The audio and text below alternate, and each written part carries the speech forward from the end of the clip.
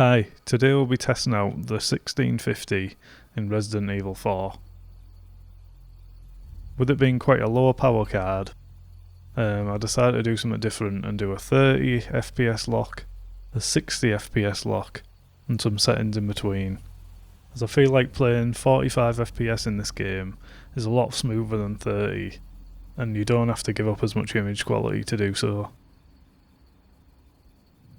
Some of the settings use quite a lot of FSR, so I wouldn't exactly advise to use them, but if you can handle the image quality downgrade, then it's nice to get that bit of extra performance and get up to 60.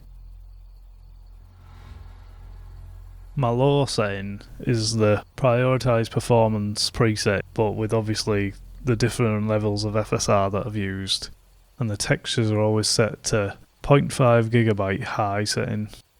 That's the only difference on that one. I will leave the settings in the description so you can find them.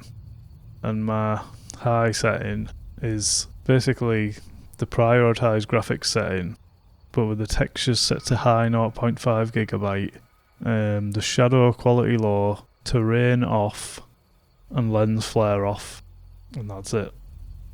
Like I say, I'll leave them below so you can have a look yourself.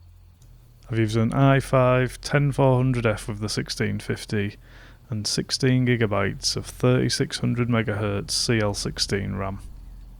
So let's do it. Just a quick note on the low settings, you can add a few extra graphic settings in and still get your lock, so you could add say screen space reflections and still get your lock 60. I just haven't done it here because it's just too complicated and it'll take me about 500 years to record the video.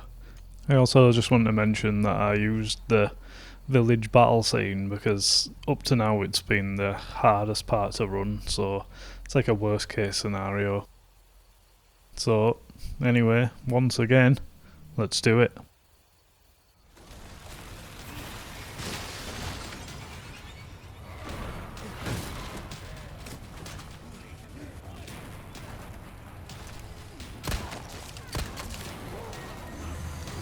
This is my setting for a locked 30 at 1080p, so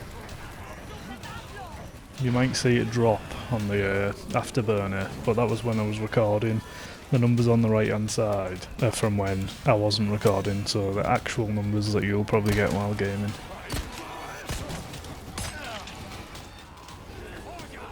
So now this is more of a, well, 40 odd average. It feels a lot better than the 30 to me, and you're still getting above 30, so it still looks okay as well.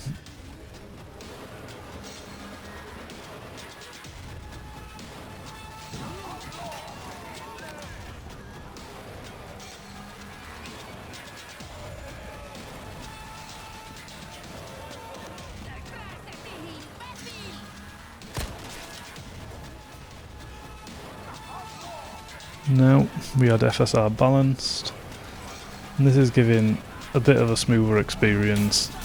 Like I truly believe like in this game, at like 46, it feels really good, a lot better than 30. So it might be worth the image quality hit for you. Oh yeah, all of my data is taken from this little route that I do on the first few 1080p goes there, so they're all taken from the same test environment. Right, so now we have my prioritise performance setting with the textures increased, and you're getting a really good frame rate here. It'll feel quite smooth like this, but you're not hitting that 60 yet.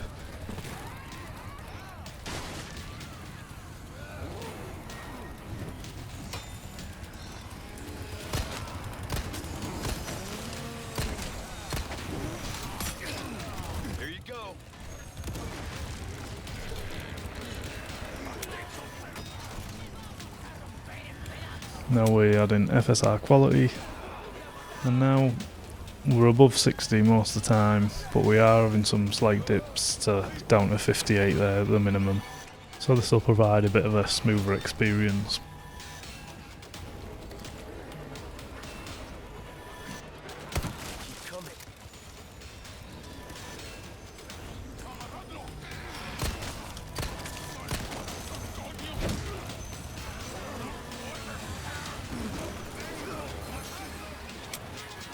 Now we move down to FSR balanced. This is where we're finally able to hit a locked 60, but the graphics do take a pretty big hit.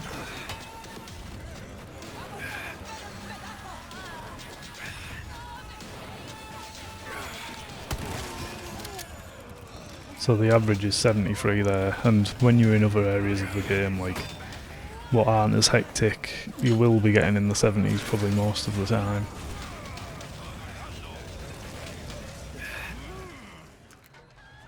So now we go to 1440p with prioritised graphics and FSR balanced. And we're in the 30s here, averaging 30, and like I said before, you'll probably get 30 through the majority of just mooching around the game. But in this scene there will be some dips, and there will be some other dips in the game as well, because there is some stutters in this game. We went straight to FSR balanced here, because you can't get anywhere near 30 with anything less than that.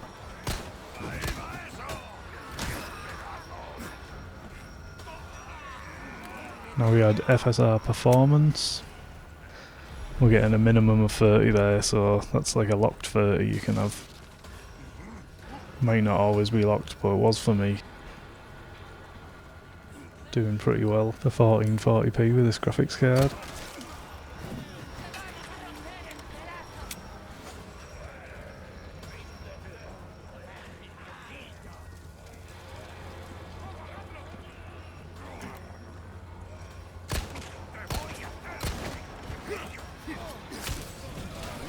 Now we're going to go down to 1440p prioritised performance, and here we can lock 30 and I hit a minimum of 33 FPS.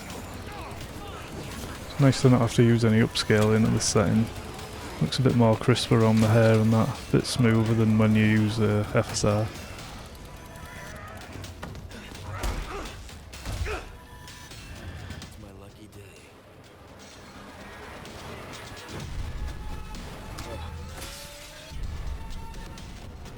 Now we're turning on FSR quality, and we're getting much smoother experience now. The 47 there, it feels quite good, and with a minimum of 35, it's not bad. You definitely get a locked 30 here. Like I said earlier, you can add screen space reflections here, or bit of a subsurface scattering, and there's no real FPS hit, so you can play around with the settings a little bit. Now we're having FSR balanced. We're getting an average of 52 there, so feeling a little bit smoother, but still only a minimum of 45. But it's not bad. You get some big dips when you go near the fire, and you also get dips when you look down your gun as well, for some reason.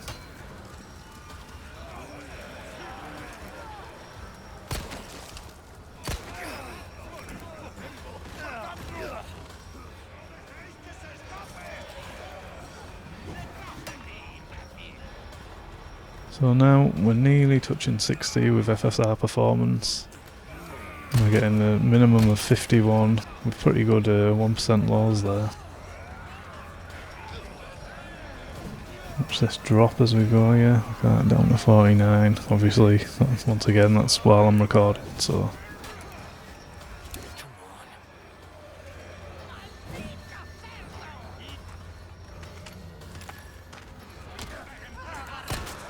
Right, now we had FSR Ult performance. We're hitting 62 frames a second minimum at 1440p with a 1650.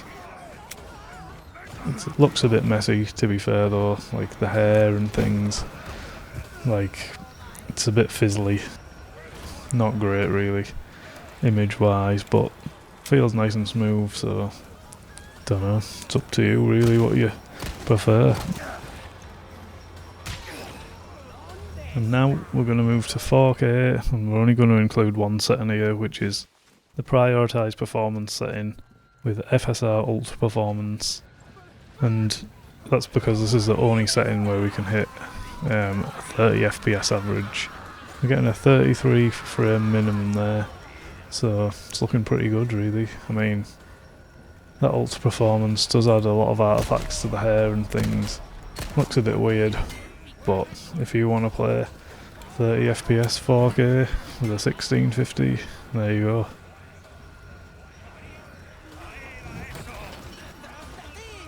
So as you can see, the 1650 is still well capable of playing this game, so hopefully it's still got a few years left in it. But anyway, hope you enjoyed the video, and if you did, give it a like and subscribe for more. Thanks, bye.